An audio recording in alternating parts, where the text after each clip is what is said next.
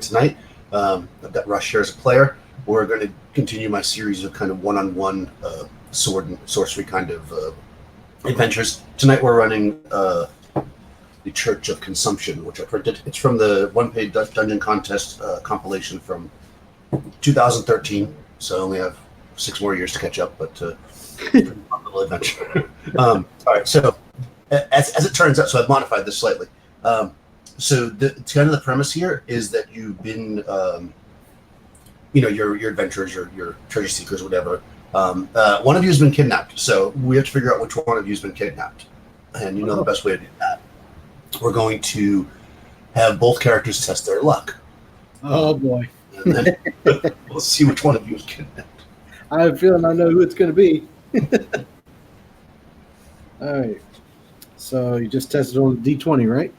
Yeah, D20, get your luck or under. If you both pass or both fail, then we'll do something else. All right. So we'll start with Torsten, because his luck is a 5. Nice.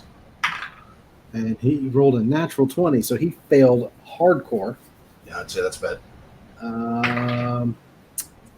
All right, so Thyra got hers on the button. She's got a luck of 11, and I rolled an 11.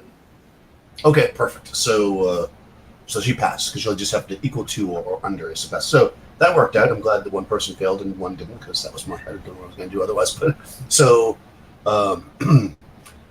as we start this adventure, Thyra has been following this group who have waylaid her companion. Maybe you watched them climb this kind of craggy cliff and waited till the night fell, or waited a few hours anyway, so that they were maybe settled in a bit. You kind of crawled up, and you're looking. Basically. You've climbed this like crag, okay, and you can introduce your characters as they come up, but I'll just give you the idea. So there's like this crag that you've climbed up, and this kind of small plateau with a few kind of cave entrances, and you can see light flickering like a firelight. You can actually see in into one of these caves. And in there, you see the men that you're pretty sure took your companion. He had stepped outside of the tavern to relieve himself when he was taken upon by surprise and knocked unconscious. The bum in the alley for a couple silvers gave you the directions to get here, and you followed this group.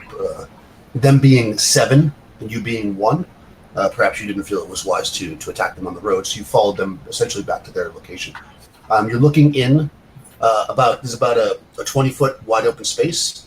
Then there's kind of a big, wide, like gaping cave. And inside the cave, you see these 7. Although you can't make them all out because of the angle now. There were 7 originally. Kind of gather around a fire. Beyond that, you see the caves go further in, and you don't see any sign of. Is it Thurston? Yeah, Torsten. Torsten, sorry, it's covered by your name. Torsten. Yeah. You don't see any sign of him right now, but you can give me a little character intro. Let us know what your character is, and maybe tell us what he was going through his mind when he got whacked in the head there before he ended up in the and what she's been doing since. So go ahead and let us know about your characters. So for Torsten, he's a warrior of the North, and he's been a little down on his luck lately. He's a good-hearted chap, and he's sort of taken up with the young Thyra here, whom he caught. She was being waylaid by a group of, I guess you'd say, back in the town of like the street bandits or whatever. She's a bit of a rogue herself, and they look like they were getting ready to work her over pretty good for basically encroaching in on their territory, and so she was ready to get probably quite the beating. And of course, he steps in and knocks a bunch of heads around. So she kind of looked up to him for that, sort of took up with him a little bit, and said, "Hey, you're pretty handy to have around." She's a little bit on the bratty side. So that's her whole gig, is she's kind of hanging out with him until she can basically repay the debt. So as Torsten gets waylaid and whacked over the head, he's probably finds himself inside of a cave or cage or something like that, and he's laying there and he's just like by the gods, you know, night of drinking, whatever. He's knocked out, so he's just like, oh my gosh. So You're actually in. We can go there if you want to get that direction. So from Thorsten's point of view, how do you spell that? TH. it's Torsten. I'm going to actually fix it here on the Sorry. thing here in just a second. Yeah, write it in the chat for me. That way I can. Yeah, At some point, pronounce their names correctly. Oh, there you go. You moved it. Torsten. Torsten. All right. So from Torsten's point of view, you wake up. I don't know what you're wearing for armor, but they wouldn't have stripped you. But most of your gear is gone. You don't have a weapon on you or anything. Your head is aching. You're surrounded. You actually wake up to a young woman. She's kind of giving you some water. You're in some kind of a cave with a large kind of rusty metal kind of portcullis right in front of you, kind of blocking the way. Looking out, you hear the sound of people talking, although they're a bit in the distance. They're kind of silhouetted against a fire. And beyond that, you can kind of see that the cave opens up into the sky. You can see that it goes out. So you're maybe like 100, 150 feet away from what you imagine would be fresh air, which you would love to have right now because it stinks. You smell, mixed in with this kind of sweet smell of the meat that they're cooking on the fire. You can smell just human waste and rot, as if they just cast off their food and do their their waste relief, whatever you want to call it, right where they eat. Like it's like it's all mixed in together, and it's kind of nauseating. Awesome. Yeah. So he's kind of, he wakes up and you're in this cage with four people. They look like commoners, and that's as you're kind of getting your senses. We'll go back to Tyra. Yeah. So he's probably sitting there just going like, "Oh my God, what in the hell have I gotten myself into?" Thyra, on the other hand, is basically she's climbing up the crag and she sees the 7 guys in the cave, and she kind of, as she gets to the top, she just kind of props her arms up and puts her chin on and just kind of surveys what's going on. And she's like, oh my goodness. She's like, here we go. I said I would stick, and she's kind of just half mumbling to herself. She's like, I said I'd stick with you until I get to pay you back. Well, thanks for making it easy for me. And she's, she's Torsten's, about like you'd expect. He's probably 6 feet 6'1", fairly muscular build, beard, long hair, got some not work tattoos on his face. Thyra, not being a northerner, she's just sort of like a brown-haired, brown-eyed girl. A little bit of a not really a waif, but she's a little bit hardy, but nothing too much. She's spry, but she just kind of carries herself with this bratty look all the time. She's got a pretty good personality, so she's just kind of surveying what she sees there, and she's got leather armor on. Torsten would be wearing chainmail. And so she's surveying, and she figures these guys are guarding what looks like that cave. So she figures, I got to figure out some way to get in that cave back behind those guys. Okay, yeah. I mean, as you're watching them, it looks like they're kind of like, if you would imagine like the cave goes in a bit, they're kind of off to one side of it. So you see in the backs of some of them, and you can see the flames and the fire coming up. Okay. They're definitely drinking heavily. And making merry. You don't see anybody that seems to be on guard per se, but they're certainly awake at this moment. Okay. Just as a general, scenery, there are other. There's a couple other smaller caves that you see that are all on this wall as well. There's no light coming from those, and of course you could continue to climb up over top if you wanted to see what was past it. But beyond that. Because you're kind of on a plateau of like a hill. So, what time of day are we looking at? We'll say that you waited till the sun was down, but the moon was not quite up, so it's dark. Okay. So yeah, she would probably, if it's not going to be too far from, if she's going to have a decent distance from where these guys are sitting, she would probably come on up to the top of the crag and try to stick to the shadows as best that she can, so she can try and get a better look, and B, sort of pay attention to these guys and just see how much are they paying attention, how drunk are they, does it look like they're going to get. Also, she would be trying to pay attention as to exactly how close they are to the mouth of this cave, as to whether or not she thinks that she could sneak into the cave past them. Okay. Yeah. I mean, if you stay outside, and basically in the shadows, that's easy enough to do. You kind of move your way up to the edge of the cave, and you're kind of looking in. You can kind of see the whole cave once you do this. It kind of like it opens up, like it comes in, and that's why you see the backs of some of them. And then to the left, it like opens up much wider. They're probably 20, 25 feet from the far wall, which would be your right wall. And about half of them are looking completely with their backs to you.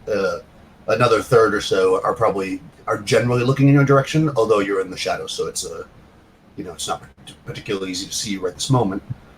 You can see that as it goes past, you'd have to clear about maybe 50 feet or so of maybe 60 feet of cave to get like out of their view again, to be in this other kind of tunnel. So you think you could probably do that pretty quickly, though it would be some risk because they're still pretty active right now. They are drinking heavily. It depends on if you want to wait or not. So to make sure that I understand the layout, they're actually drinking, but they're inside the mouth of the cave, or are they right outside the mouth of the cave? They're in the mouth of the like larger cave. There's kind of like two caves. There's like a big cave, and that's like a pretty big opening, which is the one you're standing at the front of. This opening to this cave is like maybe like 30 feet wide. It's like a huge opening. Okay. Then they're inside that like larger, we'll call it like a cavern. Beyond that, you see like a smaller cave. There's like a tunnel, like 10-foot wide tunnel going in. So they're in the bigger cavern. They are inside. I got you. Yeah. You'd have to basically get past them. What you could do, I mean, if you'd have to do just mechanically, if you want to go through this particular cave and go past them, you would need to get we'll say at this moment when they're pretty active, like a DC 12 sneak to not be seen. Okay. She might wait an hour to let them see if they do some more drinking. Watch to see if they're going to keep drinking. Okay. See if they get more drunker. Cool. All right. So since you're waiting an hour, Thorsten will learn something. Roll a D4. D4. Yep. Keep forgetting that the D4 looks different. 2. Oh, okay. So one of the people in this cave, one of these commoners, they're talking, and they said, trying to keep their minds occupied to whatever's going to happen to them, and they say, based on what they can recognize from stories they were told as a child, this seems like it's actually the entrance to an old temple that was, legend has it, was there was like a very wise, like, and powerful warrior priest that started this temple 1,000 years ago, and it's the walls are covered in jewels and blah blah blah. So they're like talking about how so close to death, but yet deeper in these caves is probably treasure beyond belief. They've never been so close to death, nor have they been so close to so much treasure. Huh.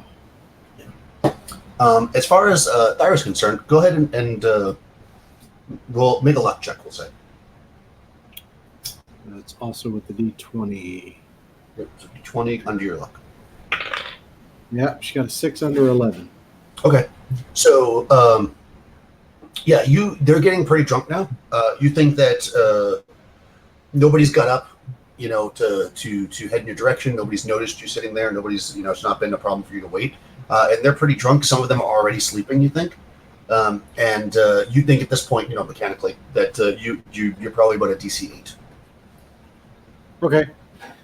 All right. Well, with that, she'll think about it, and she'll be like, okay, well, I can't really see myself waiting too much longer.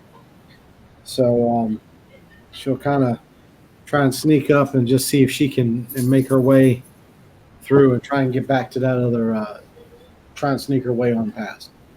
Okay, so you're going to go through the large cavern against the far wall, staying in the shadows, trying to head down into that other cave, go deeper into the mountain. Yeah, because she's making the assumption that this has got to be where he's at. So she doesn't see him in this chamber, so she's got to get past him.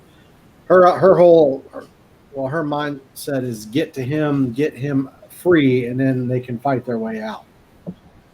Okay, that's her. That's reasonable. So go ahead and make a sneak silently check. You want to roll, your d20 plus your sneak silently. You want to get 8 or better. 8 or better. Okay, so it says my sneak silently. It says +4. Okay, so then you just got to get not very much. Shit, I got a 7. I rolled a 3. Okay, you can burn luck if you want. I think I am, because otherwise I think she's done. Yeah. So, I mean, being that you only get 1 point, it doesn't really matter. But the way that you would do it as a thief is you would roll your luck die to see how many points. Doesn't actually matter. But so you can roll if you want. What's my luck? What is my luck? For every point that you spend, you roll the luck die. It should say it on your sheet what your luck die is. My luck. Damn it! Where's it at? It should be actually under the thief skills. No? Oh, luck die, D4. D4. So roll a D4 and see how many points of luck you get for using 1 point. Where's the? Okay. Well, only 1. Okay, well, you only need 1, so that's it. 8's what you needed. Yeah. You're creeping past in the shadows when suddenly one of the men turns directly towards you, but just as he does, another one stands up to reach for the bottle and blocks the vision, so you're not seen as you creep into the next part of the cave. Does that lower my luck down to 10 temporarily? Yes, now your luck drops to 10. Because you're a thief, keep track of your original luck because you get it back. You get it back at 1 point per level per night. Okay. Not that it will necessarily make a difference in this scenario, but you never know. Yeah. But it's down to 10 for now. So, all right. So you creep down past them. Now you're totally counting them. You see, actually, make another luck check. Okay. Why not? I'm trying to roll under your luck. So now your luck's 10, of course. Yep. I rolled another 3. Okay. You notice that there's only 6 of them as you maneuver past, and you know that there was 7 before. Okay, so that I'm positive there was 7 before. Yeah, you're positive there was 7 before. There's only 6 now, and you move into the darkness of the next corridor where you're completely concealed. You don't have to worry. As you're kind of standing in this, their cave is lit, by the fire, of course. Right. You're standing past the firelight in this secondary tunnel. Going ahead of you, as your eyes start to adjust, you can see a little bit as the light kind of creeps in from the fire, but it's pretty dark ahead of you. But you see it extends about another 20 feet or so, then it seems to open up into a chamber. You don't see any, let's see. Yeah, you don't see any light ahead of you yet from where you are. Okay. So it's dark in front of you. So, obviously you can move in the dark slowly. Yeah, I'll move to the chamber. Yeah. And just see if I can see if my night vision will help me out, not just like the regular human type night vision. And see if I can sort of make something out or see if I can hear anything. Okay, yeah. So you move forward, along the wall, maybe so that you can be sure to not obviously when you're walking in the dark, it can be disoriented. So you keep a hand against the wall and move forward into the darkness as you can feel it open up into a chamber, and you can kind of see, with your eyes adjusting with that little bit of flickering light in there, that it's opening up into a chamber, and you hear whispers from. It would be ahead of you, but to the left. And you can hear that somebody whispering. Does it sound like they would be close?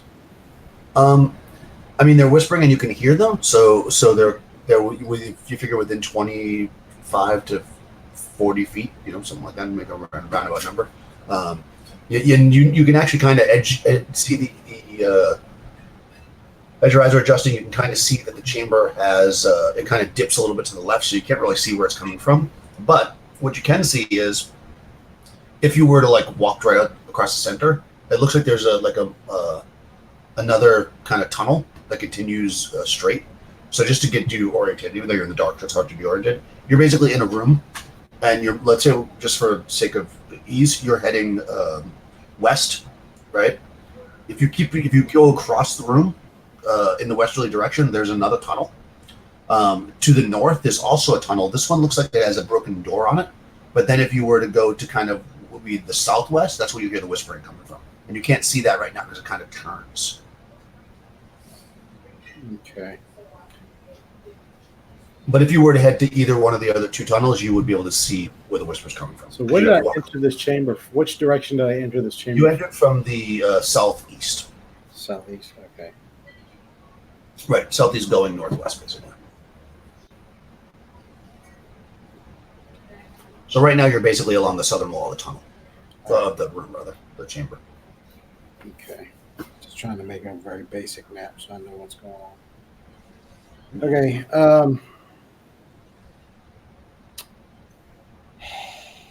All right, so if I hear whispering, can I make it out? Do you want to move closer to it? Yeah, just a little bit. I'm going to pull my short sword out very... Actually, no, I'm not, because I don't make noise. So I'm going to just try and take a couple of steps. But I'll have my hand on the hilt. Okay. But just make a couple of steps. I want to see if I can make out what he's whispering, or she. Okay. For sure. Yes, you move forward slowly in the dark. Using the bits of night vision that you have, and go ahead and I guess make a DC 10 check. You can use your I guess because you're a thief, I'll let you use your D20, and you can use your intelligence, we'll say, to modify it. Okay. So it's like a listen check, basically a DC 10 listen check. All right. So yeah, I failed it. Okay, yeah, you can't, unless you want to burn luck, you can't make out what they're saying. No, it's a lot of luck. I failed it pretty bad. Yeah, it's jumbled, and maybe they heard you approaching because it stops. Well, if they stop, I'm going to stop. Okay. Just kind of hold my breath and see if they start the whispering again.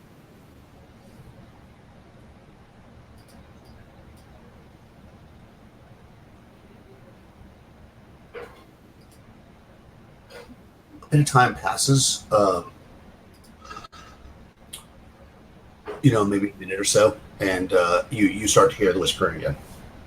Does it sound like one person or more than one? Now it sounds like it's a different voice. Oh, awesome. Yeah, at first it sounded more like a man's voice, now it sounds like a woman's voice. Okay. So with one hand on the hilt and my other hand just kind of out in front of me just in case there's a door, I want to try and inch forward a little bit more. Okay.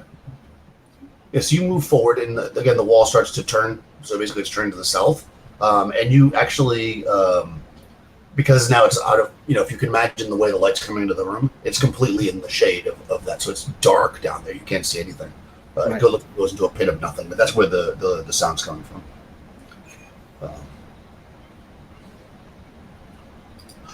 And they're still whispering. Now it sounds like the first voice is back. All right. Still can't make it out? You can stop and listen again if you want. Yeah, I don't want to see. I'm just trying to decide. I figured if they were bad guys, they wouldn't be sitting in the dark. So that's why I'm trying to hear exactly what they're saying so I can try and determine who they are or what they are. Mm-hmm. So this time I'm going over, right? Yeah, over is which one? Yeah, so I got it. I got a 16 that time. Okay. You can hear actually what sounds like an older gentleman, and right now he's currently saying, "Stop talking! I'm telling you, I heard something. They're coming for us. They'll take you first."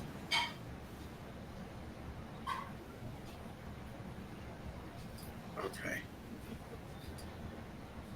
So I'm gonna try and be as like soft. I'm gonna try and be as like soft and non-threatening as I can be, but I'm gonna whisper back, and I'm gonna say, I'm gonna whisper, "Don't be afraid. I'm not one of them. I'm here to rescue a friend." Okay. They immediately stop, of course. Roll your luck. Do a luck check. Okay. Well, I got a natural 20 on that one. Okay. All right. They. All right. Let me see. That's awesome. So as you whisper, and they stop talking, you hear a noise, and you turn to your right instinctively, and that tunnel to the north, you see a man with a torch in his hand. He's incredibly fat, like incredibly fat. Okay. It's hard to say how this guy could be walking. Like, I mean, it's almost like mutation-ish, like that. But you can still kind of tell it's a guy. He's not wearing any clothes because no clothes would fit him. He basically just has like a cloth wrapped around, covering maybe part of him, and just the flesh is just coming off. And he's got a torch in his hand that's kind of like curled around it. It looks just a ball of of meat holding a torch. And in the other hand, he has what looks like a whip. And he steps out and he sees you. And let's see, since you rolled so terribly on your luck, I'm going to say that he's not surprised. But you were pretty attentive, so you're not going to be surprised either. So we'll just roll initiative. So you can roll initiative for your character. Okay. So that's D1 plus whatever you got for initiative. Here I was. I thought, oh yeah, that's right. I got to go under my luck. I'm like, I'm not natural 20. How am I so bad off? No, that's bad. Gotcha. All right. Initiative D6, right? Initiative is a D20, I think. Let's just do a D20. Yeah, maybe it's a D6 in this. All right. So I got a 14. My initiative is +1 for 15. Okay.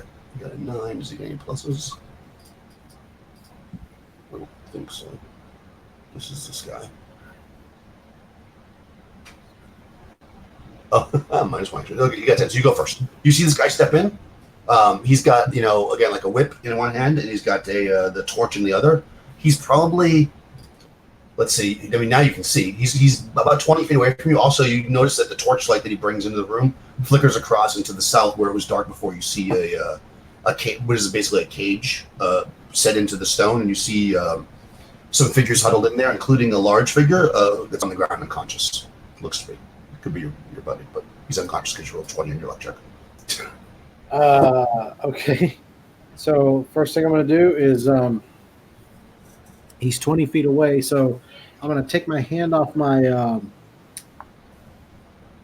sword, and I'm going to reach and grab. I've got a couple of daggers, so I'm just going to reach, grab a dagger, and just whip it right out of the sheath and just throw it right at him.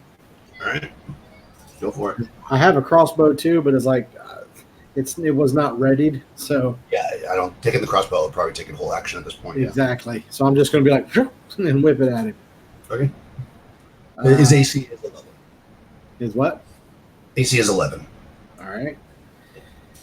So it's just an attack. I get +1.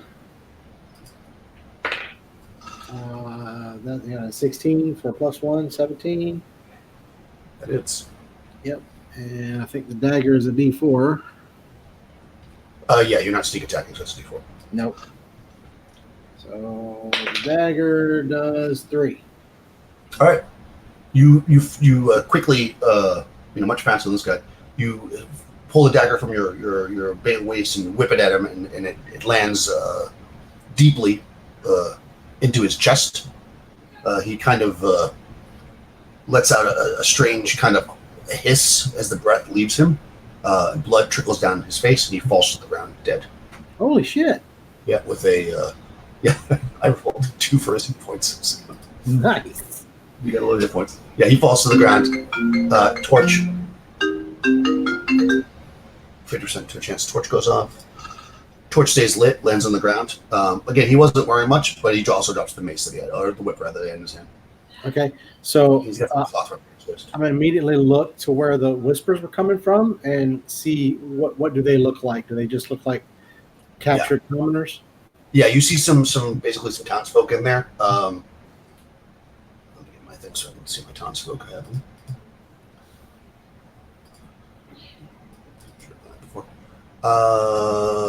There are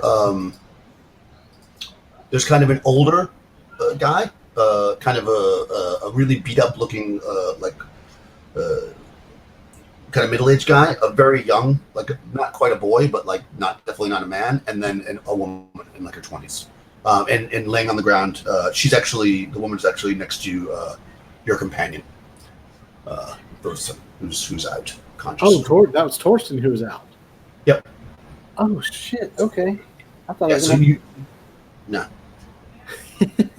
Yeah, he's out. So they say quickly the young boy comes forward and he says, good woman, get the keys from the jailer quickly." So I'm going to. I'm assuming the grossly fat person is the jailer. Well, I guess I'll find out when I go over there.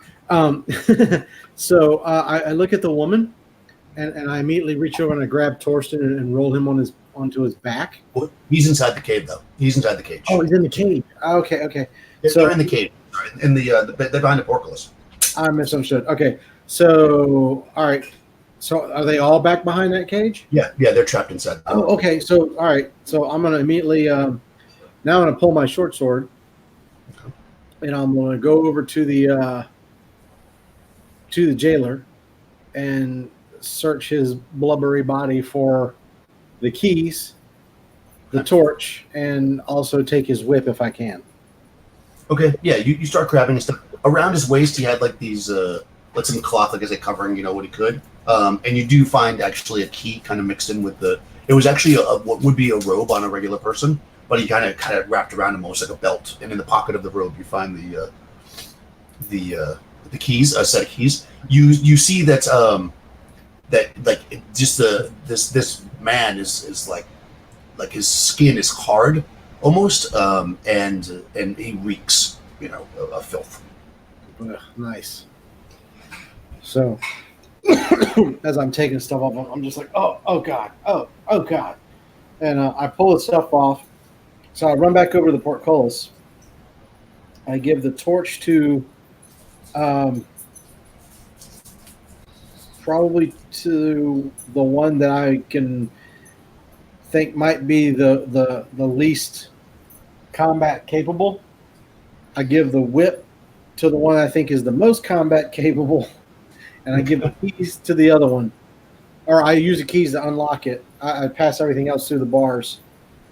And I unlock the portcullis and see if I can wake up Torsten. Okay. Yeah, so you go in there and you're waking him up. Make a luck check to see if you notice. And that time I rolled a 4. Okay. You hear footsteps coming, kind of loud and scraping from the direction that you came from originally. But yeah, you can wake up Torsten. So let's do this. He's going to have, well, this is not good because he has bad luck, but you're going to have, because some of the damage they did to you was knockout damage, the rest of it was real damage. So you're going to make a luck check for each level. So 3 luck checks. Okay.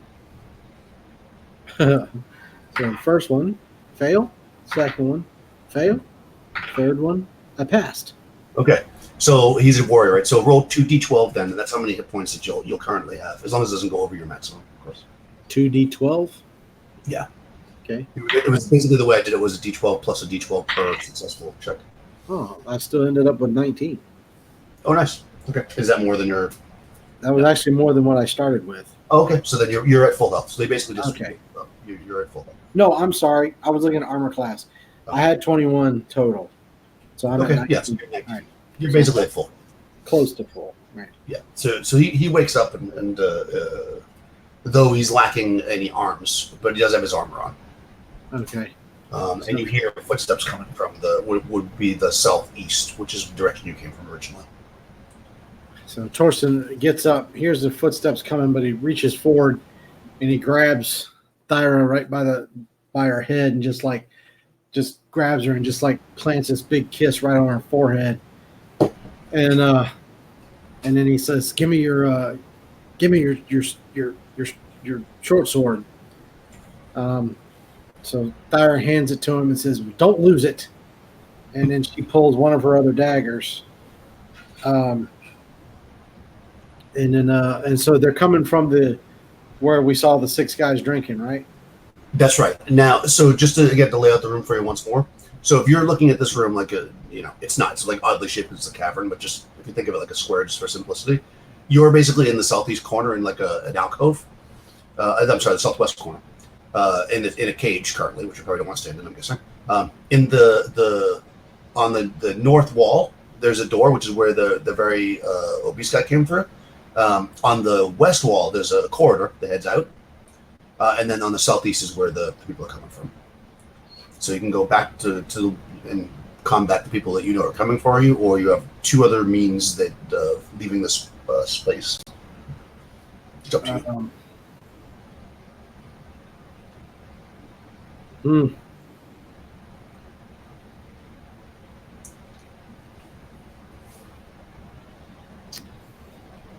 Shit.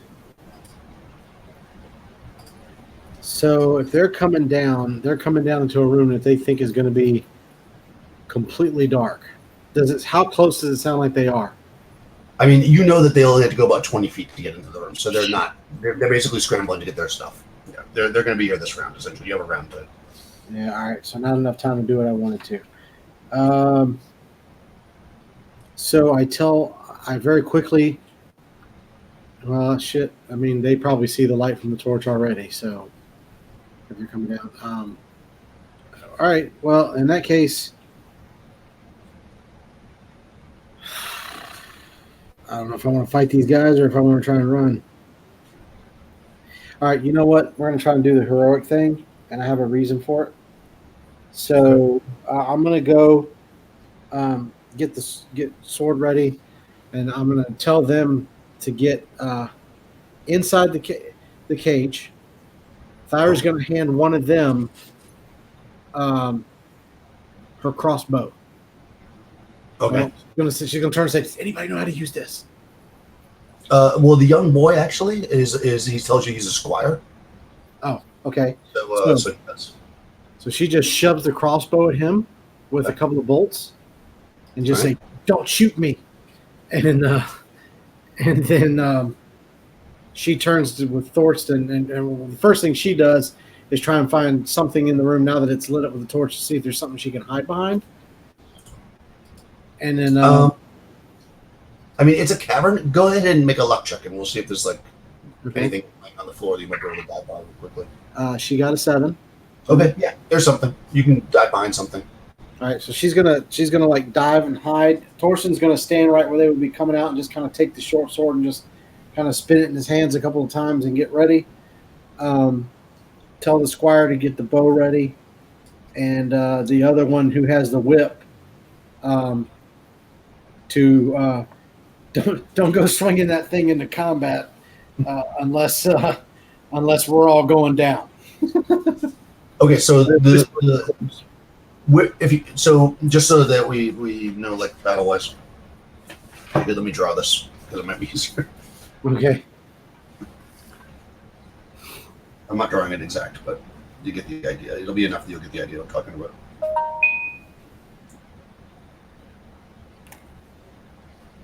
Hopefully you can see this. Let me do this so I can see myself. This is probably really small. There we go. Nope, yeah. Nope. Okay. So.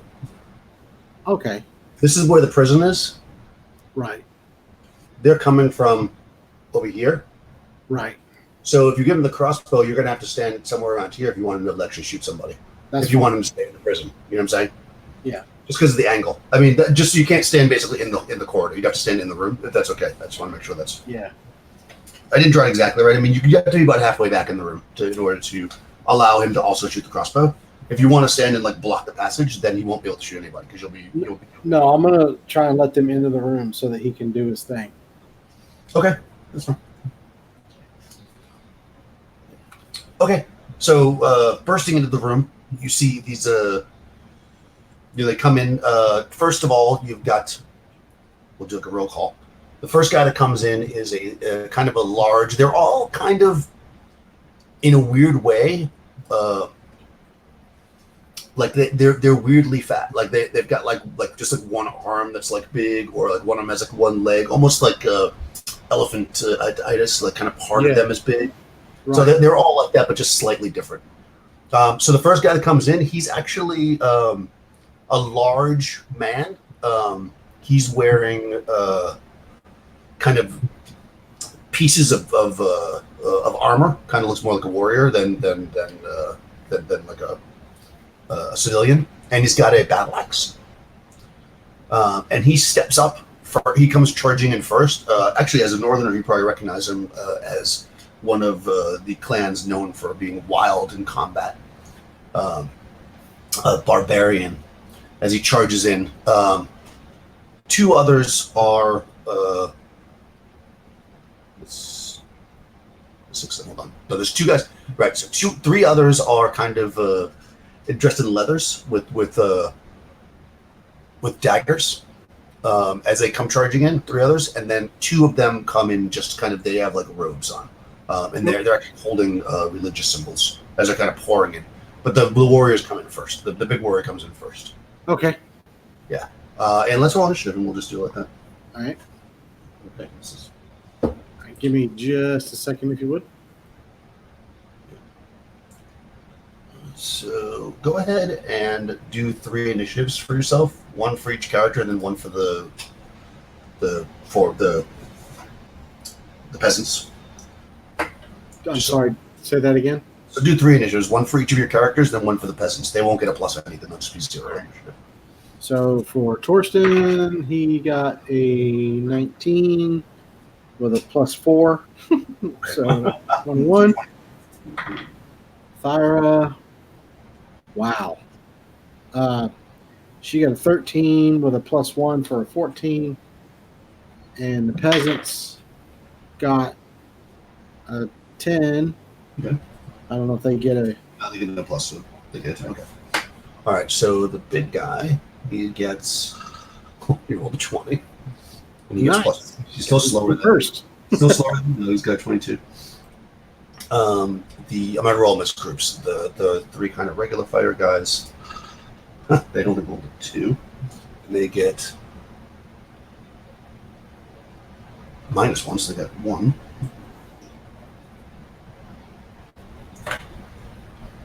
And then the priests. Oh, also roll the 20. Oh, hopefully it's rolling all the 20s now, so it's out of your and they're +0. So they get all right. So as they come pouring into the room, they see you clearly, and the priest in the back they yell, "More food for the gods!"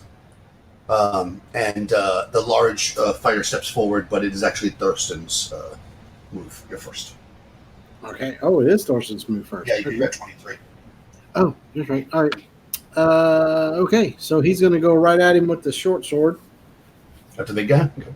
Yeah, so he gets plus D5. Yep, and you can do a mighty deed if you want, or you should. I did a what now? Then you can pick a mighty deed before you attack. Oh, shit. Well, you get a D5 +2, right? So you got to roll a D5 when you roll your attack, and that's your mighty deed die. Okay, it says mighty deed of arms, but I didn't actually pick one. Right. Oh, you mean you already rolled it? No, it says on my warrior abilities, it says add class level to initiative. Yep. And then it says mighty deed of arms. No, it's fine. You pick it every single time. So Yeah, as you're approaching this guy, what do you want to do to him besides just attack him, basically? Want to knock him back, disarm him, blind him? You can pick any of that stuff. I guess I'll try and blind him. Okay. All right, so you're going to roll that D5 with your D20. All right. So Oh, no. I miss. Okay. I got a 2 on the 20 and a 3 on the 5. Okay. So it would have succeeded, but you'd miss. So he steps back, avoiding the attack. Yep. And you just get one attack, right, at your level. You don't have two. I don't know. You only have one action die, right? You don't have a. Action dice 1d20. Yep. Yeah. Okay. All right. So he, the warrior, he steps back and laughs. Ha and then he swings down with his battle axe. And he rolls an 18. Nice. 18 plus 3 is 21, so that's going to hit you, I'm sure. Yeah, I have a 17. Axe is D8 plus. All right, so he rolls a D8, which he rolled a 7, plus 2 is 9 points of damage as he hacks into you deeply with his fuck. with his battle axe. Okay, and then it's actually the priest's turn. They step forward. Okay. Oh, actually, since you hid, go ahead and make a hide, because you did that before they got there. Make it because they weren't. So make a DC 10 hiding attack attempt to see if you're hidden or not. I rolled a 17 without the bonuses. Okay. Yes, you're hidden, so they don't see you. All right. So the priests step in. Actually, they think this since they only see you, and the warrior seems to have taken a big chunk out of you. Sure, they're not actually going to attack. They just swing to the side. To let the other guys come pouring in. But it is actually it is actually Thyra's turn now, though, as the priest kind of stepped to the side and probably make a luck check For Thyra.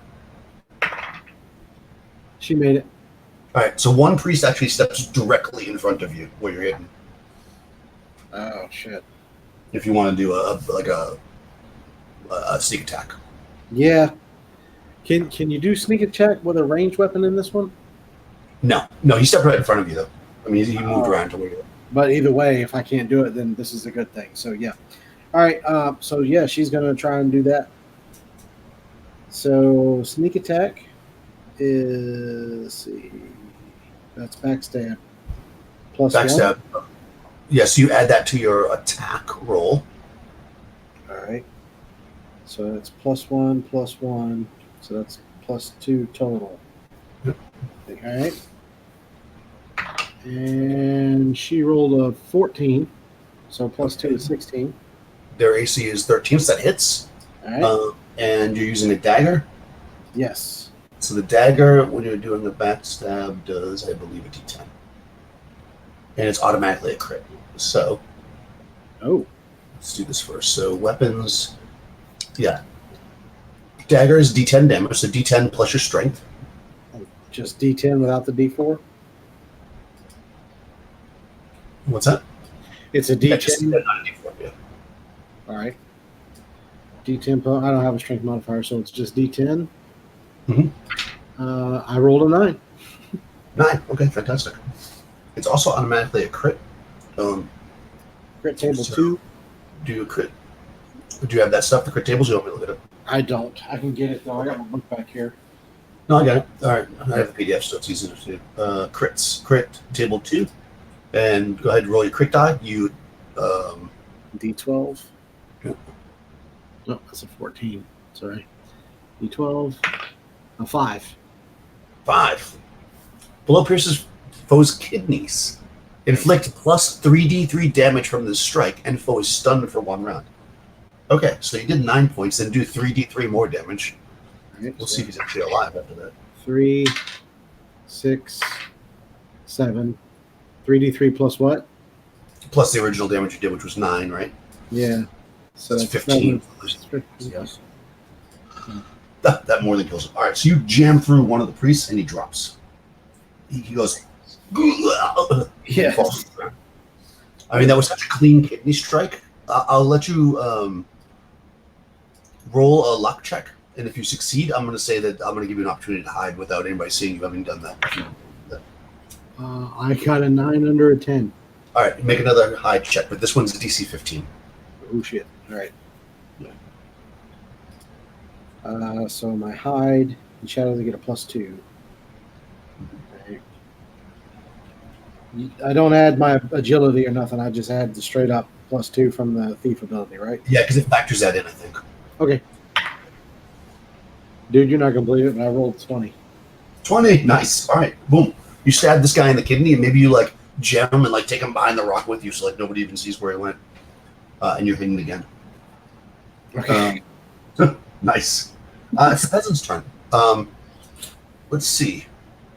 So these guys moved in. I'll say that 1d3 of them are in. Well, there's only one that you can attack anyway. So we'll say there's at least one that can be shot with a crossbow if you want. One of the regular dudes. Yeah. So the peasant that's shooting is. Sure, sent you the sheep. It's okay. He has nothing, so he's 0 plus 0. He can. So. I got a 12. I don't think 12. Their armor class is. I thought it was 13. Was it 13 on those guys? Well, there's three different kinds. So. Oh, okay. Yeah, this guy is a. No, his AC is only 11. So do damage on him. All right. It says, wow, crossbow is D6 -2. Yikes. Why -2? I don't know. That's what it says. Oh, here. that's because you probably have bad agility or something? No, the agility on Torsten. No, not on him, but where'd you get the crossbow damage from? I don't know. Under the purple sorcerer gave me crossbow range, D5 +1, and then in parentheses damage 1d6 -2 plus deed. But under Thyra, it just says 1d6. I don't. Yeah. What's your agility? It should just be a D6, right? D6, yeah. I don't know what the 2 is. I don't know. That might be a glitch on purple sorcerer. Yeah. All right, D6. Boom. I got a 5. 5 plus your D die. But no, we don't have a D die. He doesn't have a D die. Yeah. 5. And this guy had how many hit points? Oh, he's not dead, but he's hurt. I'll actually roll all these guys' hit points that way I have them. All right, so that guy's hurt with a arrow in him. And then it's their turn. So now, of course, they saw that. So, they're inside the cage, though. But these guys aren't that smart. So 2 of them are going to run towards the cage to try to like get the guy with the crossbow. They don't see Thyra, but one is going to attack Thorson. He just has a dagger, I believe. Oh, actually, no, he's going to cast a spell. He has a spell ability. He can minor harmful spell. Okay. So he basically looks at you and smacks his hands together, and just this cloud of just like filth comes forth from his hands and kind of chokes you. You can make a DC 11 will save for half damage, but the damage is. Okay, so 3. So you'll take 3 points if you fail the save, or 1 point if you succeed. So it's a DC 11, so I need to get over it? Yeah, 11 or better, yeah. On a willpower save. Fuck. Do I have any bonuses? Is it? It would be under will. You see will save on your sheet? Should be right next to your ability scores. Yeah, it's still not enough. I failed. Nope. Okay, so you'll take 3 points of damage. God damn it. Yeah, from this filth. I'm hurting here, Smalls. But then on the good note is that it's your turn. Hold on 1 second. Sorry about that. No problem. It's your turn. So you've got now the big muscly guy with the battle axe in front of you, and you got one kind of he's heavy, set, but he's like just a regular fighter guy that stabbed you with the. Well, he actually used his spell, so he's not actually right next to you. Yeah. So right next to you is the big guy. We need to get this battle axe wielding guy down, so we're gonna go after him again. Okay. So D5. I actually don't have a list of the mighty deeds, so I'm just going to keep trying to blind him so that if I do. Well, what do you want to do? Do you want? I mean, it can be anything. Well, Or I do you want like me the to read? blinding part because if I don't kill him and I blind him, then that makes me pretty safe against his attack. So Yeah. So, like, for instance, if you do a blinding attack and you get 3 on the die, he'll have a minus on his next attack. If you get a 4, he'll have a worse minus. If you get a 5, he'll be completely blinded uh, for 1d4. So you want to get a 5 on that die if you want. yeah. All right. So D5, D20, and then I get +2. yeah, +2. Yeah. Here we go. All right. So that time I got a 16 and a 4 on the die. Oh, nice. Okay, so that hits. So you're going to do your damage from your sword. Right, which is D6 +2. Right, and then also plus the D die, which was a 4, right? So D6 plus Yeah. 6. And I roll a 4, so it does 10 total. Nice. All right, yeah. He actually he staggers back. That's a serious blow to him. He is blinded for his next attack. He has -4 on his next attack, which is going to happen right now Okay. as he swings his battle axe back at you.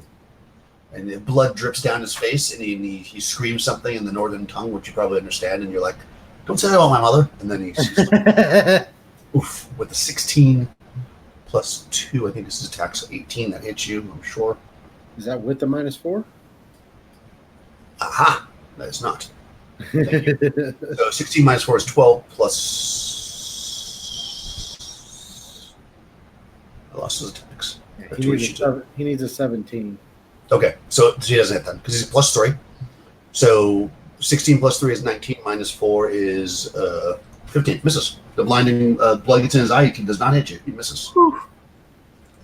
After that mighty attack, the priest turns to his comrade, who now seems to be missing because you killed him, and he doesn't know. He's like, "Whoa!" But he sees you, and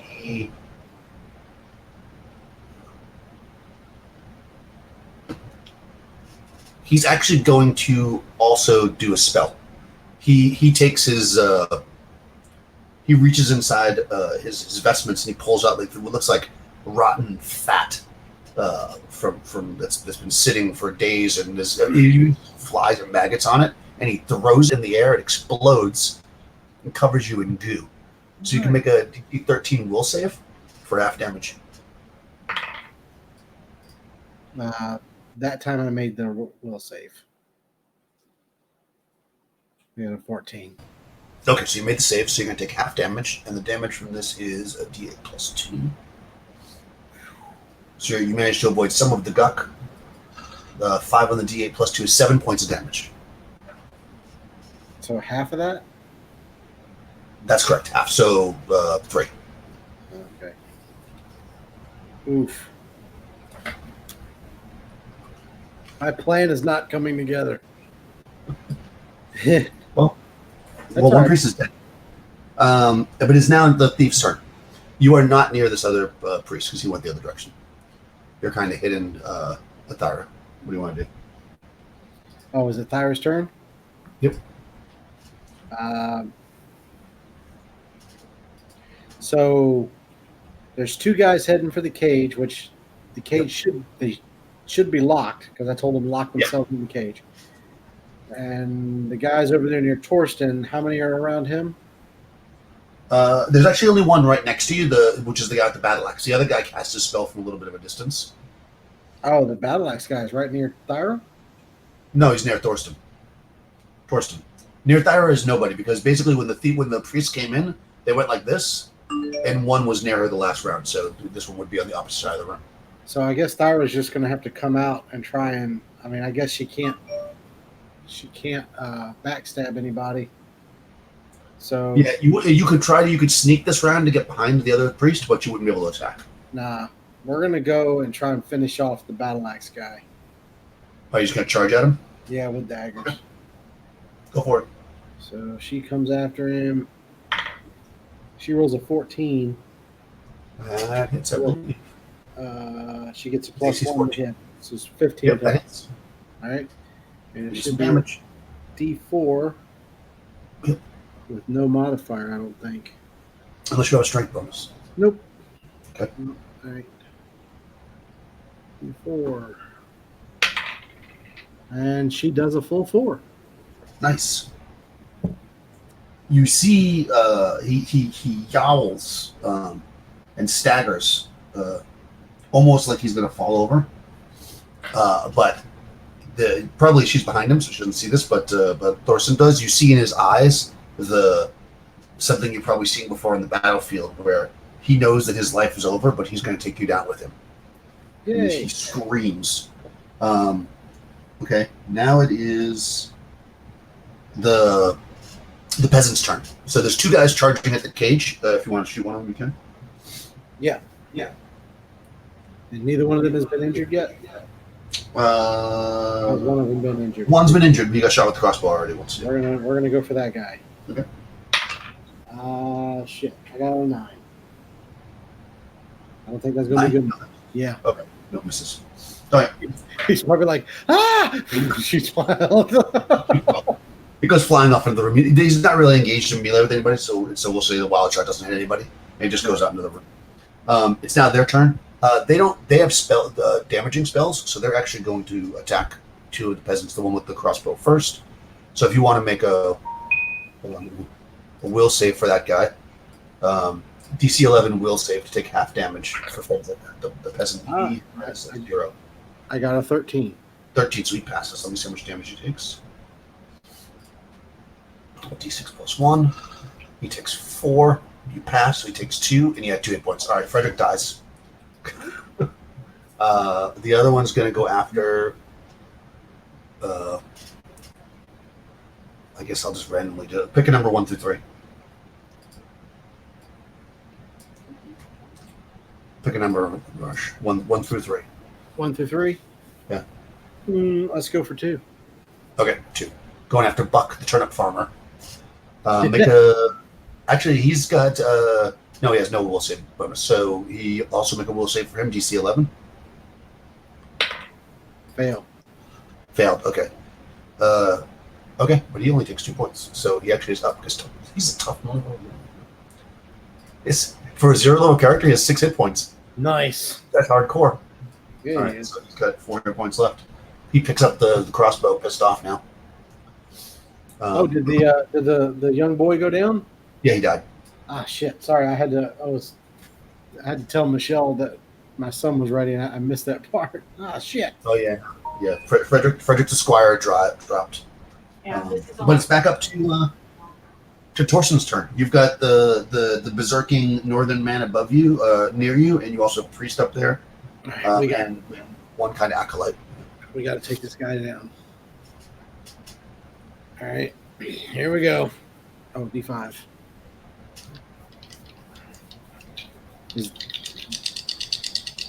Is there a mighty deed that will let me do more damage? I mean, not really. All right. So they basically are blinding, disarming, pushback, precision. If you wanted to do something very specific, We'll try the disarm. Okay. Just in case he doesn't die this time. All right. So D20 plus D5 plus 2. So that's an 11 plus 3 on the die for a 14 plus 2, which is a 15. That hits because he's got a 14 AC. Now you've got a 3 on the deep die. So for disarming, I did. 3 is. Where's 3? I think it's enough, but I'm just going to check it. A humanoid creature with weapon drops its weapon. 50% chance the weapon is knocked out of reach. So roll something. Let's say D20, 11 through 20. It's knocked out of his reach. So I rolled percentile. Are we going high or low? High. So I rolled a 71. Okay, so it's out of his reach. So you knock it pretty far away. Okay. Yeah, that's awesome. So you knock the weapon. He still takes damages after this, so you can still do your regular damage. What was it? For the short sword, it should be D6 plus 2 plus the D die, right? Yep. So it's D6 plus 5 this time. So D6 plus 5 will be for 9 more points of damage. Nice. So you come at, he's got his axe up, ready to duck, and you're going to disarm. So you come up and you swing low and actually chop both his hands off, and the weapon drops to the ground. He looks at the bloody stumps as the blood pours out, and he collapses to his knees and dies. Awesome. Yeah, did. Now it's his turn, but he's dead. So the priest, now looking a little worried, he runs down that corridor to the west. Since he's not really near anybody, he doesn't have to suffer any kind of a... So one priest runs. Okay. Then it's Thyra's turn. So does he get completely out of sight before Thyra gets her turn? He has 30 movement, and he is here. Well, I guess he's technically here. No, he's basically he's at the entrance. You can see him. He's about 30 feet away from you, ish. I'm trying to wonder if I throw a dagger at his back or throw one at the. Well, actually, from you, he's not 30 feet away because you ran up to stab the guy. So he's maybe 20 feet away from you. And there's one guy left at the cage, or is there two? Oh no, because we missed the shot. Two guys on the cage. There's one guy kind of in the room in general, and then there's the priest that's in the room. All right, Thyra's gonna. So if they're at the cage fighting, can Thyra just run up behind them? Yeah. I mean, they're not paying attention to you, but it won't be a backstab, though. So she's going to go for the backstab. All right, so D20, she gets, whoops, wrong sheet. She gets +1 to hit, and then +1 for backstab, so +2 total. Well, hold on. If you want to do a backstab, we have to know that he's unaware. So go ahead and do a luck check to see if... Okay. We'll say use luck. No, he's definitely aware of her. All right, yeah, so you charge up. He hears you coming, so you don't get the backstab. You can still attack him. But... Okay. All right, so D20 +1. Shit. It's a 13 total. That hits those guys. They're only 11. Shit, yeah. Okay. I thought for sure that wasn't going to be good enough. All right, so D4. I think it's just a D4, isn't it? Yep. Yep, just a D4. Jeez, her sword back. 3 points of damage. Now, this is the one that's already been shot. Okay, it drops him. Yes. You jab him in the kidneys and he drops. Okay, so there's one now right next to you. Okay, so let's see. It's actually... No. It's the peasant's turn. So Buck, the turnip farmer, picked up the crossbow, so you can shoot if you'd like. Although now, if he misses, he's going to take a chance of hitting Thyra, because she's in combat now. All right. Just keep that in mind. Nah. No. I missed. Is it any miss or a critical miss? No, any miss, right? So now there's a 50% chance. So roll percentile. Over 51 or better, there's a chance it hits her. All right. Yep, got a 67.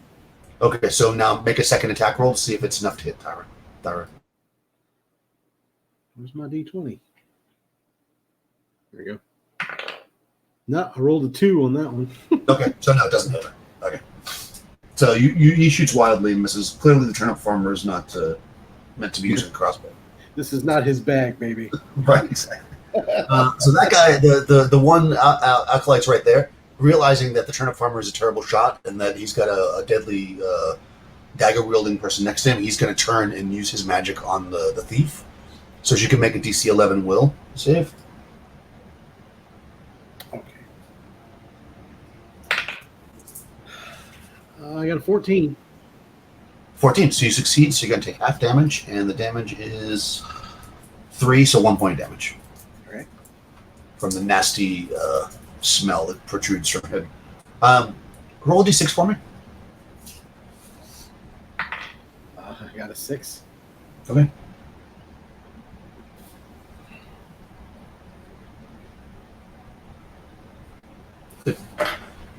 And the one guy in the room, he turns... They do it twice a day, I think, right? Yeah, so he's going to turn towards your fighter who just dropped to the big berserker guy. The last kind of regular fighter is going to try to use his magic on him. So Thorsten can do a DC 11 will save as well.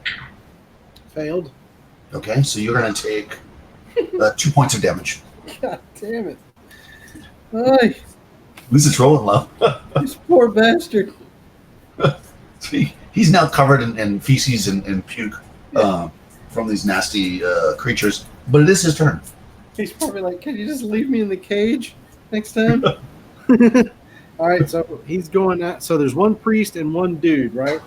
That's right. The priest is running, so he didn't attack anybody. He's basically at the doorway now. You can still see him. There's one dude that just threw feces on you, and then there's one other guy that's attacking the thief and the one. So there's three total combines. He's going after that guy. Which one? Feces thrower? The one that threw the feces on. Okay. It was D5. I assumed, but I didn't want to. Yeah. All right. So that's a 12 on the D20, a 5 on that die. So that's 17 plus 2 is 19 total. And I didn't pick my deed. So we're gonna choose the blinding thing again. Okay. Well, you eviscerate him, so let me know how you kill this feces thrower. Oh, he's dead. Yeah, you killed him, because that was more than enough damage right there without even rolling your damage. He only had 7 hit points, 7 bonus damage. Okay, gotcha. Yeah, so he basically just runs up, and much like the other guy who was doing berserk, he's taken so many hits. I mean, he's barely standing as it is now. He just runs up and he just shoves his sword right through the guy's chest and thank God that there's bars, because he just pins it right through and just looks in the guy right in the face, spits in his face, and then rips the sword out and drops him right there. Nice. And then just kind of slowly turns toward Thyra, just completely covered in blood and shit. And he just kind of does his arms like, oh, and it throws him down to the side like that. Nice. Okay, so that priest that was in the doorway runs, so he's out of sight now. And then we're up to Thyra. You've got basically one combatant in the room with you. He's sitting right next to you, actually. Okay. So she's going to, and this is just a regular Joe type guy? Yeah, it's a regular Joe, yeah. All right. So she's just going to try and dagger him to death. She gets +1. Mm-hmm. She misses. Oh. Okay, it's the peasant's turn. Do they want to try to attack this guy while he's fighting her? Yeah, why not? He misses, so we'll be doing that again. Roll the 50% thing.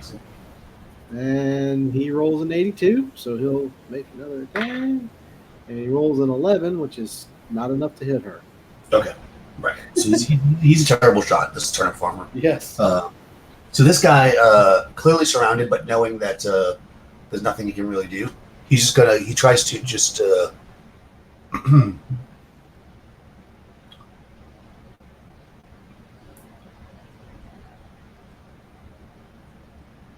he's just gonna pull his dagger out, because he can't use a spell anymore, and he's just gonna try to jam it through Thyra.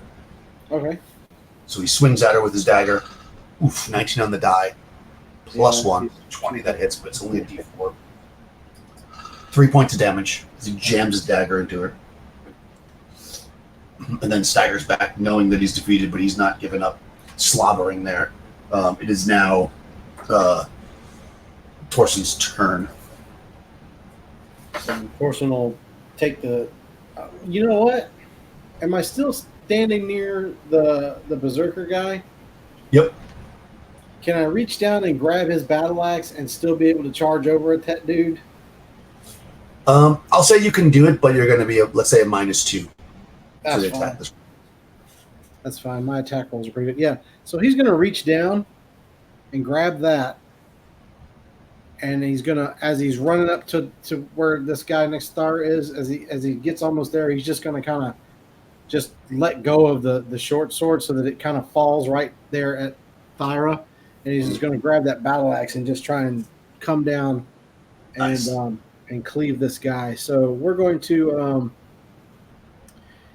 Is there a mighty deed for knock? When you say knockback, is to try and just knock the guy flat on his ass? Yeah. You can knock him down. Yeah. That's what I want to do. I want to try and just like bull rush him, hit him, and like maybe throw his shoulder and just see if I can just knock him flat on his back.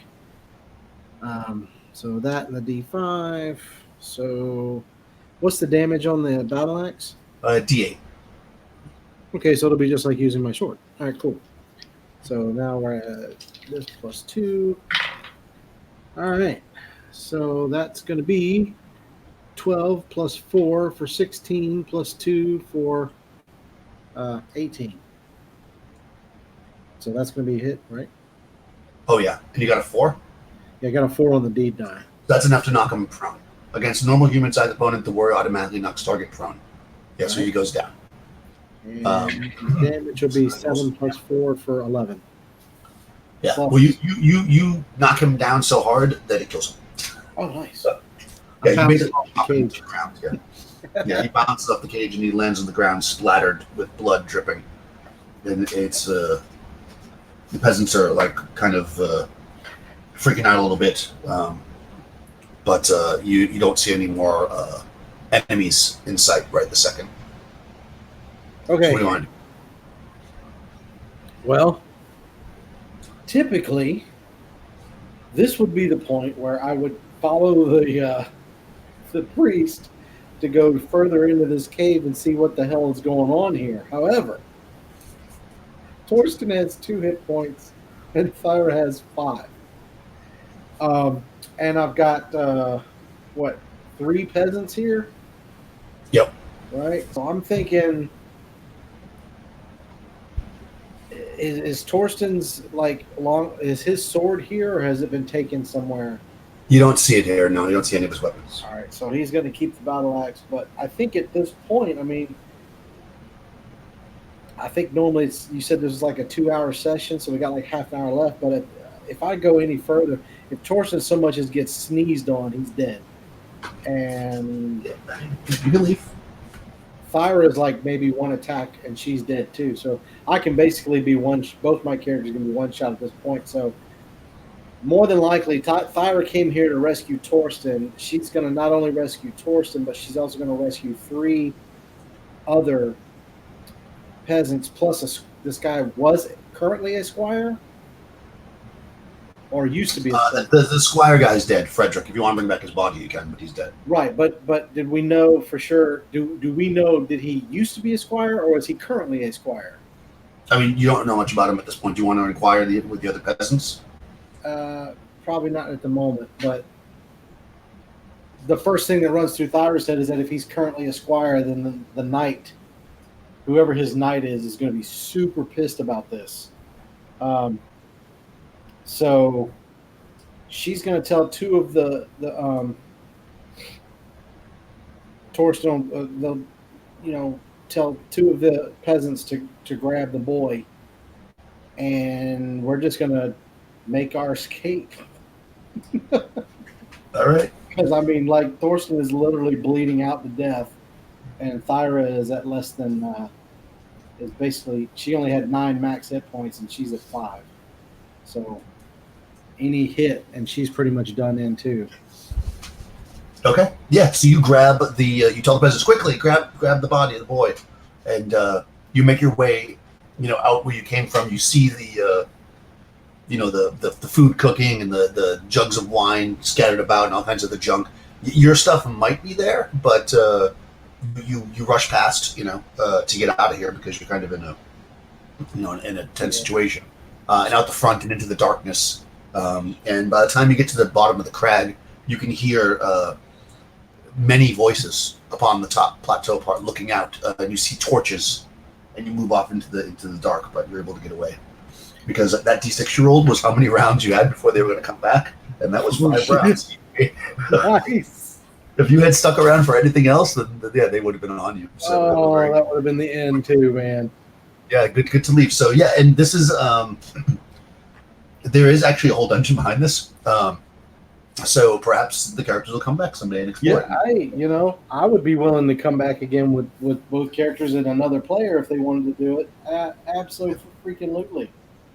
Yeah, so that was pretty good. Well done, Rush. You did the right thing, I think, by leaving. I think, I'm like, I'm like, I'm sitting there looking at it. I'm like, I got 30 more minutes to play though, but it would just be stupid to keep going. Yeah, they rarely go all the ways to 2, but yeah, because if you're smart, you leave or you're done. I was actually surprised that you didn't get killed fighting them. I thought you were going to run, but that was good. You actually beat them. So well done with that. So here was the thought process with the guys coming. Right. I was like, I could just run down here, but I don't know what the hell's down there. And I said, but if I can. So what I did was actually a bad assumption on my part. So the big jailer guy went down so fast. I'm like, okay, well, these guys are all going to go down that fast too. So, I might take a hit or two, but I'll mow these guys down, and then I'll tell the peasants to run out of here and go. Right? Well, that turned out to be way tougher than I thought it would be. That's why Torsten's just like throwing his arms up, like, "Are you fucking kidding me?" So yeah, actually, the other like regular guys all had very few hit points. It was only really the berserker that had a lot, and one of the priests. The rest of them had like pretty low hit points. Yeah. So you pretty much killed everybody in one shot, but that many numbers, it makes sense to do what you did. That's why when you were going to fight him, when I rolled such low hit points, I was like, all right, you probably have a chance, because if they had rolled higher in the hit points, you would have probably been in trouble again. Yeah, but the berserker though, I mean, he almost. He was tough. I mean, that was ridiculous tough. So yeah, and actually, it was exactly as tough as it should have been. Yeah, and you did a good job with the blinding. That saved you. If you hadn't blinded him that time, like that, he would have hit you. Yeah. You would have hit for sure. The next hit was he would have hit me. So yeah, that's cool.